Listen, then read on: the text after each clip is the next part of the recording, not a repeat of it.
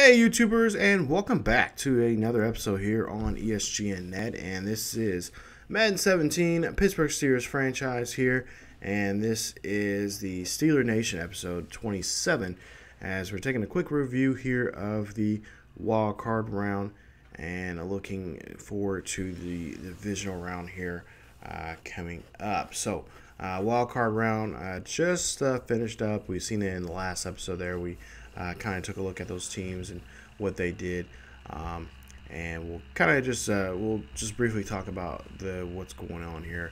Mainly, we're going to talk about the preview here coming up about the San Diego Chargers, who will be playing in the divisional round. San Diego won their wild card round 38-24. It's your final score. Eagles take on, the Eagles took on the Giants there, 31-13. Ended up losing that game. Jags won their game, and then of course the Falcons won against the Lions. So we'll take a quick look here as you take a look at some of the scores here. Some pretty exciting games there. Some not so exciting. I was looking forward to the Lions to move on there, but unfortunately, Lions come up short. As for this game that we're taking a look right here, we played the Houston Texans already back in week 16. We have not played the Chargers at all. We didn't play any AFC West teams this season. So this one's going to be kind of interesting. One guy we're going to look forward here to play, and that is the rookie. Is 7 receptions, 119 yards, 2 touchdowns there for Daltrey, who is he's a rookie from Alabama, and he's played a really great game there. There you see 17 yards average there for him. So great day there for him. And of course, that's something we're going to have to try to shut down. And we'll talk more about that here later on in the video. But yeah, the Chargers will move on here. And of course, they were 9-7 going into the division. In second place there in the AFC West. Kansas City took the division there in the West with, I believe, 11-6 or 11-6, something like that. 11-5. Anyway, record there. They took that division, and of course they'll have one of two of the first round byes there. Us, of course, being the overall number one team there in the AFC with a 16-0 record. So we'll see our matchup here just a bit with the Chargers and kind of talk about player by player what we're going to look for. But there you see, just a really good game there. They really fought out here, and they're trying to keep alive here. I'm sure they would like to play. Either way, they would like to play against us. A team especially that went undefeated and has been went to the Super Bowl last season. We'll lose to one game. They would like to be that team to come in and say, hey, we beat them when it really counted, and we knocked them out of the playoffs. So hopefully that won't be the case. Now, as for the Giants and Eagles game, of course, they see each other twice a year. Eli Manning had a great game, 237 yards, 4 touchdowns there, no interceptions, so great day for him. And then, of course, take a look at the rushing numbers there. Brandon Whitlock, 14 carries, 104 yards, 1 touchdown for him, as he and his ball club come up short here in that one. We'll take a look at just some stats here as we go along. But yeah, just right now for the Steelers, we're just kind of on pins and needles right now, wondering how things are going to work out for us, because we do have a problem when it comes to the running game. We do not have Bell. Bell was not scheduled to come back until until the Super Bowl. Actually, technically, it'll be the Pro Bowl week. Will actually make a comeback. He'll be actually cleared to be healthy, but being on the field, he won't be doing that until the Super Bowl because of some broken ribs. Now, of course, if you know anything about having broken ribs, it's tough to breathe, and of course, with broken ribs, you're kind of hesitant of getting back on the field because of the hits. You're not really fully, even though they say you're healed, and the doctor says that you're good on contact and stuff, you're still kind of timid about are my ribs, you got some areas in your ribs that could still be tender, or or still feel a little bruised up, still banged up and whatnot. So we're hoping that Bell can just come back and kind of tough to the pain, because he'll still have some pain there. And of course, if with the injury report there, all teams have that report. They know who is injured, who's banged up, and who's hurting and who's not. And especially with broken ribs, they're definitely going to make a go at it. I did hear from our doctors, talking to them this week in practice, say that he could get it early. It wasn't as severe of broken ribs as most in most cases, but even then, a lot of us in the press were saying, hey, maybe he should not come back, because he could come back as early as the championship game. He could make an appearance in the championship game. Now, if that happens, I would say the Steelers will probably to me personally, I would advise them to wait, give him that extra week. But talking to some people, some insiders there, saying there could be a chance that he if he does play, it would be sometime in the second half, fourth quarter, regardless of what the score is. That could be the case there for him. Now, with that being said, and we'll kind of go more into this as you continue taking a look at some of the stats from the games there. There you see the Jaguars there. They move on to the next round. They'll be facing Kansas City in KC against them. But yeah, for the most part here, we're looking at possibly having the tight end Green come in possibly as a fullback to help out with the running game there, and maybe even in some cases coming in as a halfback there for us. So because he's a bruiser, he can he's fast, and he can do some damage to those guys that come in, the linebackers like that. He can match up with them a lot better by just knocking them down as he does there when he's catching and receiving. So we're going to look into that. At least that's what we were told, and during practice, that's what we've seen in some of those instances that he could be utilized in that same kind of way. Now, don't get me wrong. Cobb has been great. He's been useful, and in the cases when we didn't have, when Bell was out there for a while early this season. But yeah, we're gonna have to. We really want to help him out. We don't want to have him, taking all the brunt of the runs. Besides the Green, also Johnson, the fullback there, he'll be in a lot of formations there.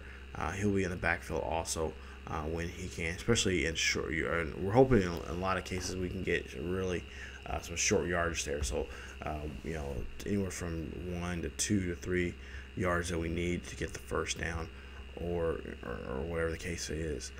So just those really short yardage plays where we can just kind of muscle ourselves in there and get between the tackles and do some damage there.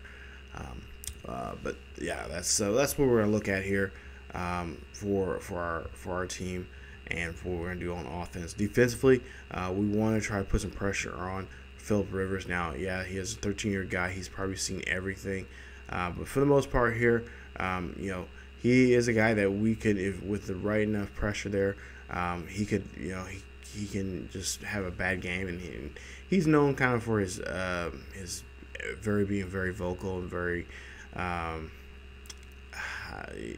passionate, I guess you could say, about his team. He can, if you get underneath the skin just enough, we could cause some trouble there, and he'll be basically, he's basically taking himself out of the game. So again, try to put some pressure on him, place and get some blitzes in there.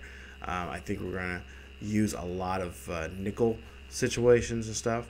But before we get into that more, we'll take a look here at Steelers. Of course, we're hosting the Chargers. Falcons going to Seattle. Jags are going to go to Kansas City, and the Giants will go to New Orleans. So that is your divisional round coming up here in the next video, and we'll see that here coming up. Now, going to take a look here at the Chargers season here, and the Chargers lost the first game there. It was a Sunday night game. They're in Oakland.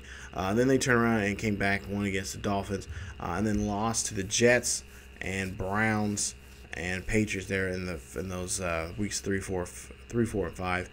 Then came back against the Raiders back home, winning that once 19-16. Won against the Ravens, who just had a miserable season this year. And then as you take a look there towards the end, they won 4 games in weeks 13 through 16, and then finally in week 17, they just could not do anything there. A great win there against the Cowboys, 56-9 there. So they can with right plays and stuff like that, they can blow out teams. But at the same time, with other teams that they're a little better than them, they can look like they can stay with it. So, like I said, if we're up, I would say we'll probably be no more than maybe up by a possession, maybe 2. I think if 3 or more, we'll be lucky. But I think a possession or 2, maybe a possession, a field goal or something like that, or a field goal even in some cases. My bad. In some cases, a field goal there. They could they could hang with us. So there you see 10-6 there for the Chiefs. So I was right. I think the first time I said it, 10-6 for the Chiefs. They'll have the first round bye, of course, like I mentioned earlier, and then 9-7 for the Chargers. Take a look at the Chargers injury report here. No significant injuries here, maybe with the exception of Travis Benjamin. He's been out for quite a while. He was out, I think, mid part of the season. He's going to be out with a torn pectoral. And that's probably the only one, I think, out of this injury report that has really any significance. All the rest are going to be, of course, Oliver's going to be out for the rest of the season. And then the others, of course, if they can move on, and of course they have to defeat us, others still have a chance to play and have an opportunity to play in the Super Bowl. But honestly, I think I feel really confident. I think this is going to be a real true test for us coming up in this playoffs to see what we can do offensively. Defensively, I think we've done great, but with the announcer's curse that there is, that could be a problem for us. So we're going to try to nip that in the butt real quick, as I think I was going to get into earlier, where we're going to play a lot of our corners. A lot of corners are going to come out and play in those situations. So a lot of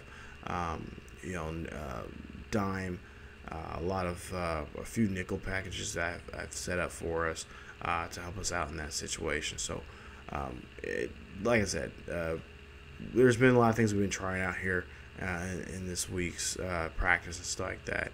And there's some plays that on offense that we're thinking about even using that we have not used this season, that I've been real tempted to use, and of course move some guys around like Green, moving him from the tight end position to have him come and play in the backfield, maybe even fullback, maybe have him block there. So Phillip Rivers, again, great guy, 13 years in the league, and he's one of those guys, I think, with all the, he's had some good teams, he has some bad teams, and I think this year might be a good team, because if he doesn't win this year, that could be it for him. I mean, this could be his last chance. He is 35 years of age, and he could play for another. I think he could play another 2 or 3 more years, probably 3 years, maybe even 4. If he keeps himself healthy and stuff. But we'll have to see how that goes. Now, as for his backfield here, this is what I'm concerned on offense here. Jeremy Hill and also Melvin Gordon, which you'll see here in just a bit. Jeremy Hill this season, numbers-wise, 237 carries, 955 yards, 10 touchdowns, 6 fumbles he's had. Receiving-wise, 33 receptions, 347 yards, and 3 touchdowns there. So he is definitely the premier back there, their feature back. But don't let that fool you, because they, in the last couple of games there, that stretch they had, they're winning 4 or 5 straight. They had a really good job, doing a great job there, doing this double threat thing where they had both guys on the field and kind of utilizing both of them. Melvin Gordon, the other one that I'm talking about, 76 carries for the season, 306 yards, 4 touchdowns, no fumbles, 9 receptions, 96 yards, and 2 touchdowns. So not the go-to guy, not their guy that they use a lot, but in certain situations, and if they're running, he'll rag it.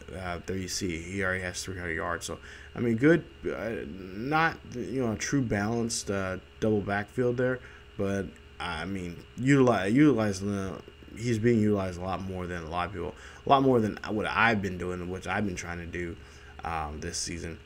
Because I don't think I even have 300 yards with Cobb, so they're doing a better job at it. Keenan Allen for this year, his numbers look like 49 receptions, 712 yards, 4 touchdowns for him. Their number 1 wide receiver, even though he doesn't seem like it, he is definitely their number 1 wide receiver.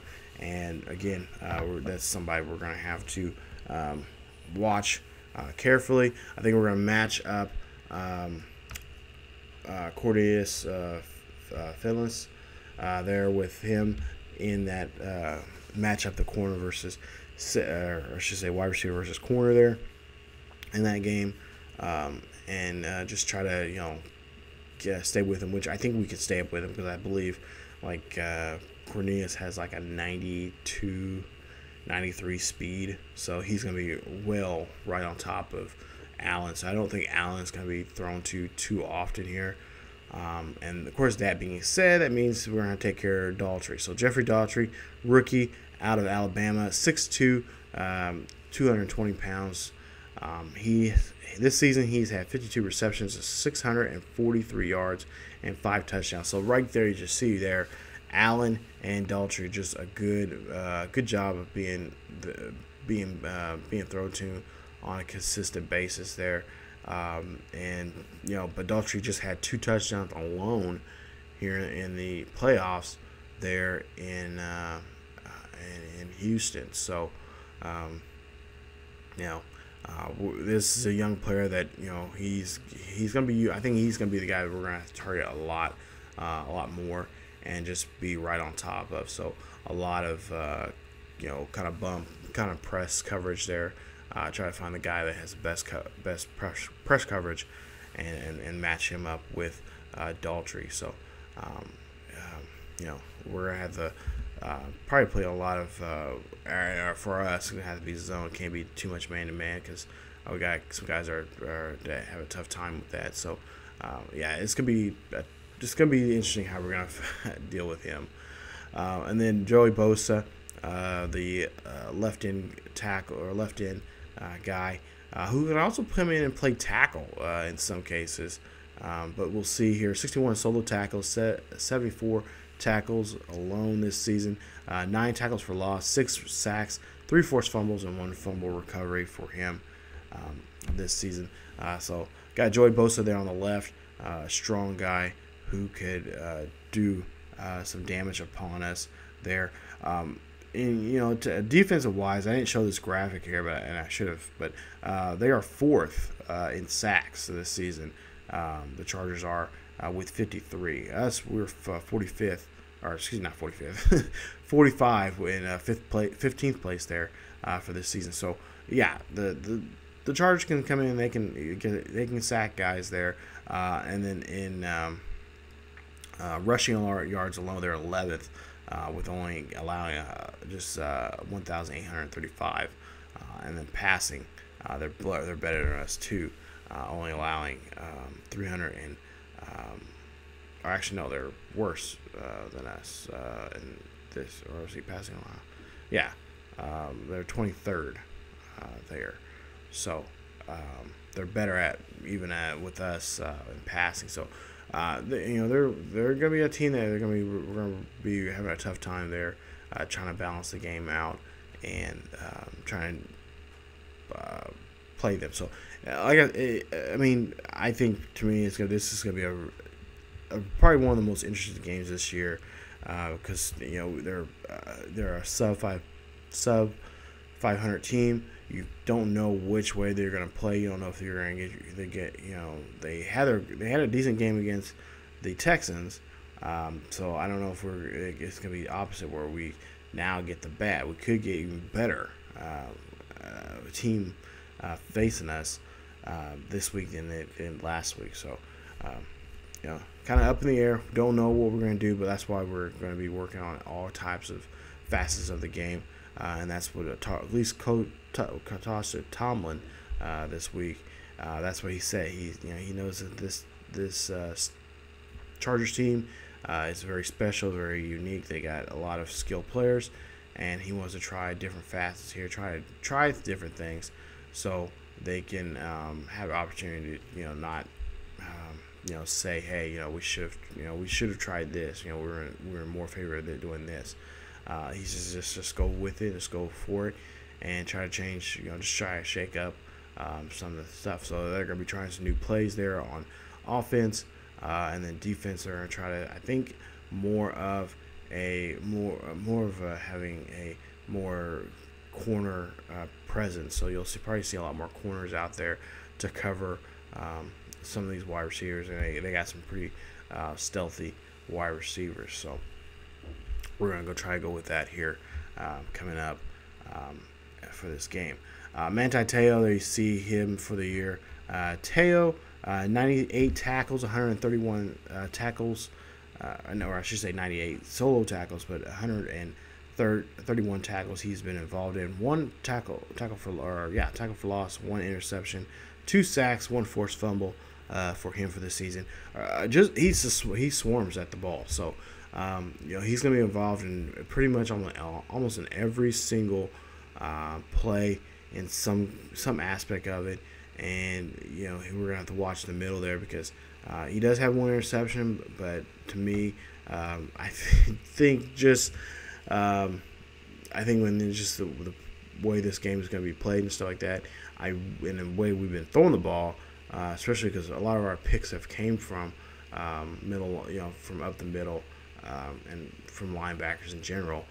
He may have a good day there against Ben, by just keeping an eye on him, and really, I think he'll probably be the guy that'll be spying us if Ben happens to have to run. And then Atachu, there you see his numbers there again, right outside linebacker.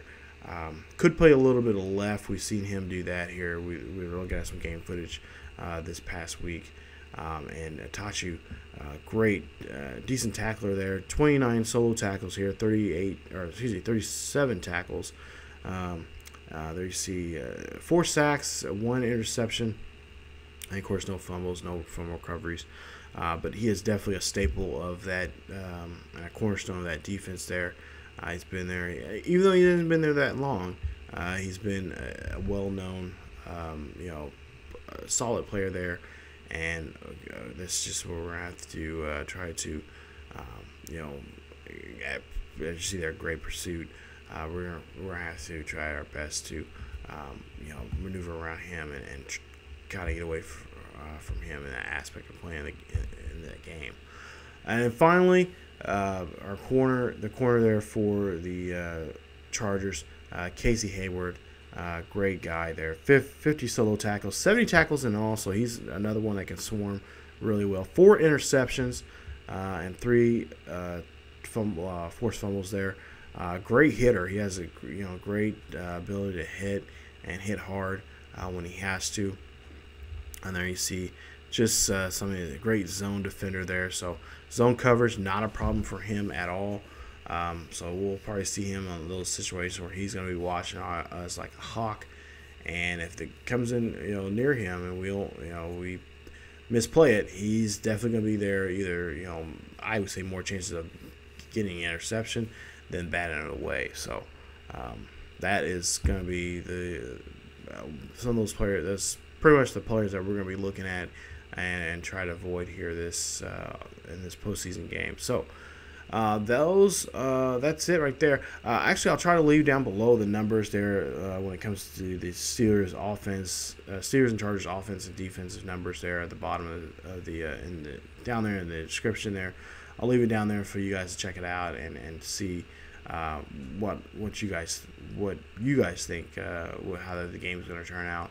Leave a comment down below if you like to share if you guys got any ideas of how we can get around. Because like I said, this is going to be an interesting game. I think it's going to be a close game. Because I think we'll probably see the better side of them in this week, especially with that victory there against the Texans. I think they're going to be not necessarily red hot, but they're going to be they're going to be good. So we'll have to see how we'll measure up to them. So divisional round. There you see 9-7 Chargers going against a 16-0 Steelers.